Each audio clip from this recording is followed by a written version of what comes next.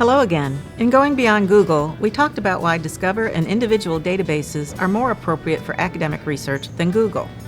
In this video, we'll talk about 4 tips to search more efficiently. Our first tip is to use keywords instead of questions. Typing out your whole research question in Discover or an individual database doesn't typically give you a lot of results. It's more efficient to search in terms of keywords. These are simply words that search engines use to find results, and the more specific keywords you type in, the better results you'll get. So, how do you know which keywords to use? Start by pulling out the main words in your research question. Leave behind articles and smaller words that don't contribute to your topic. Then, think about other possible words that mean the same thing as your primary keywords. Use this keyword list during your search and make notes about which words give you better results. The second tip for locating sources is to use limiters, also known as filters. You know how you can refine results on Amazon to only show products that fall within a certain price range or have a high average rating? Limiters and filters work in the same way. They limit the results of your search. That way, you're only seeing sources that meet your research needs and not wasting time looking at irrelevant sources. In your initial Discover search results, you can filter by setting some basic limiters located on the left-hand side of the page. Basic limiters include publication date, scholarly or peer-reviewed journals, and full text. If you're looking for the most recent material, you can filter by publication date. If you're only interested in locating scholarly sources, you can filter your results so that only peer-reviewed publications appear. And if you want to be sure you have electronic access to whatever you find, you can filter results so the only sources which appear are those where you can get the full text of a source. You can filter using more advanced limiters, such as discipline, image type, and modes, by clicking Show More.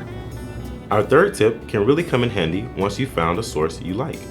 Tip number 3 is to use subject terms to find other sources. Subject terms are the hyperlinked words underneath a source's bibliographic information. Sometimes authors provide their own keywords for their articles, which function the same way as the keywords you come up with on your own.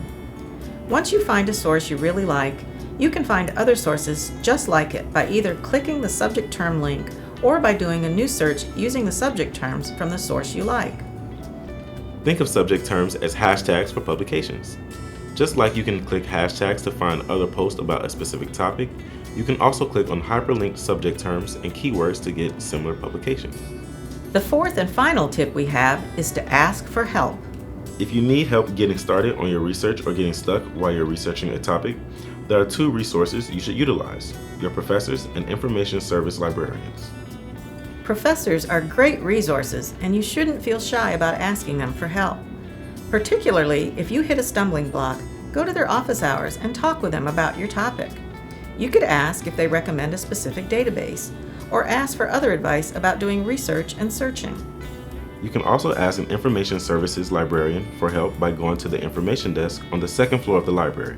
Any of these librarians can help you with general undergraduate research. You can also ask them for subject-specific help, since they are faculty who specialize in different research areas. So, for instance, if you need help doing research in anthropology, you could contact the Anthropology Information Services librarian for help. If you can't make it to the library, you can contact a librarian via chat, text, phone, or email by going to library.georgiasouthern.edu/ask, or by clicking the Ask a Librarian link on the library homepage. Searching for sources doesn't have to be difficult. Just remember you can search more efficiently by using keywords, limiters, and subject terms, and asking for help. Once you find your sources, you should evaluate them. Watch our next video, Take Time to Evaluate, for more information.